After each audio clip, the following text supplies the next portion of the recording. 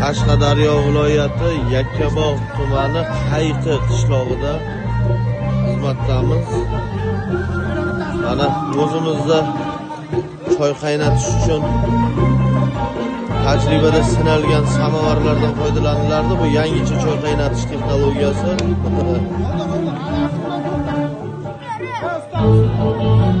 Naryoqda ham bitta shunaqangi choy qaynatish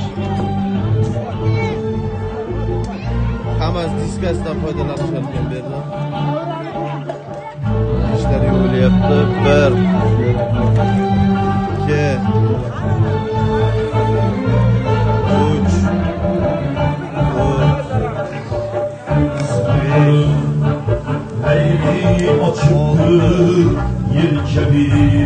6 qozon osh. Lekin ham choy qaynatish taktikasiga qoyil qolish kerak.